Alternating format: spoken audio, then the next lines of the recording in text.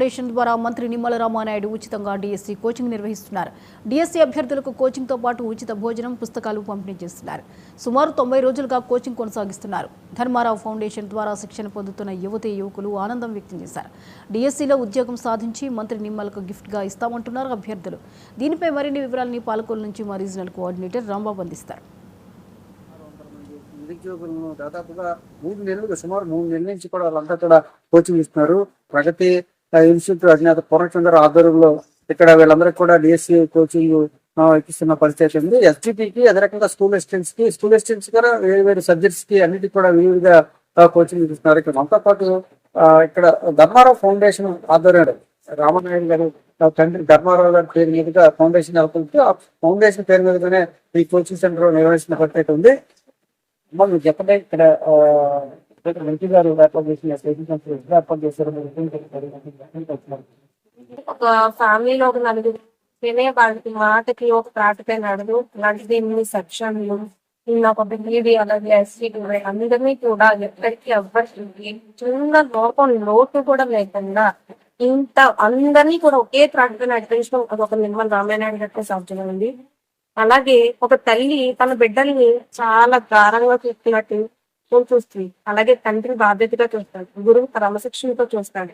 వీళ్ళ ముగ్గురు కూడా నిమ్మల రామాలయంలో ఉన్నారు. ఎందుకంటే మాకు ఫుడ్ పెట్టే చోట తల్లిలాగా బాధ్యతగాను, మమ్మల్ని చూసుకోవడంలో బాధ్యతగాను, క్రమశిక్షణలో గురువు గాను, ఈ 3 లక్షణాలు కూడా దీనికి ఎంతో తోడ్పడుతుంది.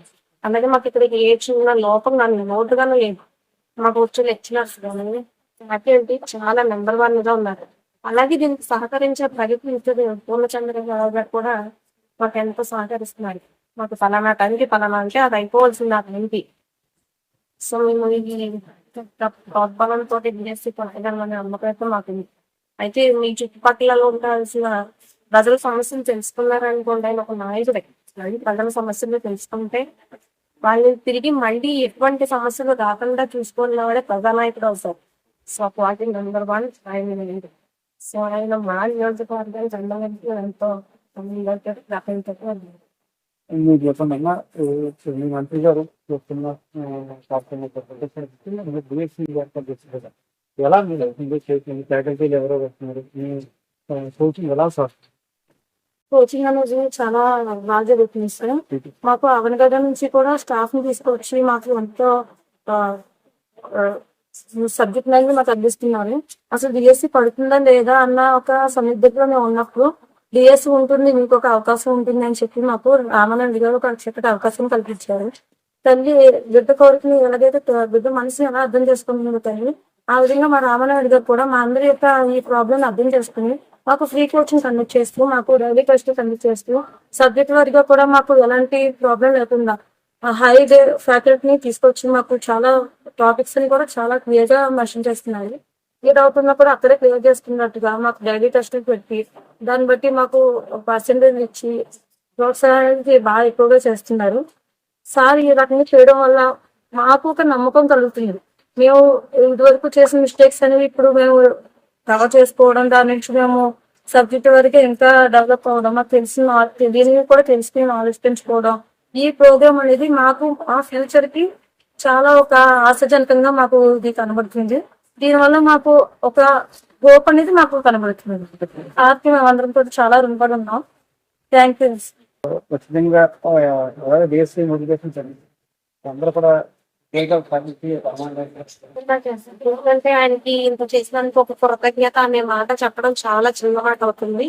దానికి తగ్గట్టుగా మాకు చేసి వచ్చే తర్వాత మాకు స్కూల్లో ఉన్న పిల్లల్ని భావి భారత పౌరులుగా మంచి సమాజానికి ఉపయోగపడే విధంగా తయారు చేయగలిగితే అదే ఆయన బహుమతి కింద నేను భావిస్తున్నాను. దాని ద్వారా ఆయన రుణం కొంచెమైనా తీర్చుకోగలమని ఆశపడుతున్నాను.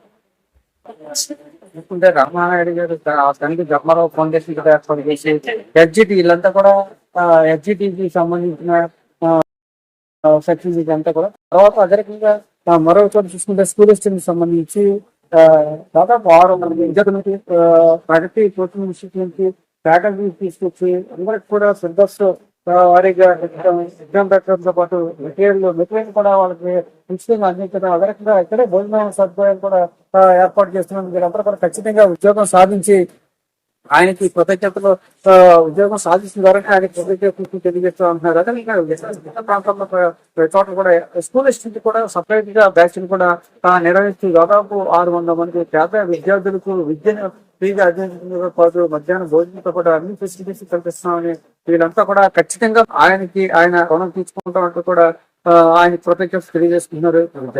Palakollu Dharmarao foundation coaching centre నుంచి తులరమణి ఆర్కేతో రాంబాబు నైగిరి.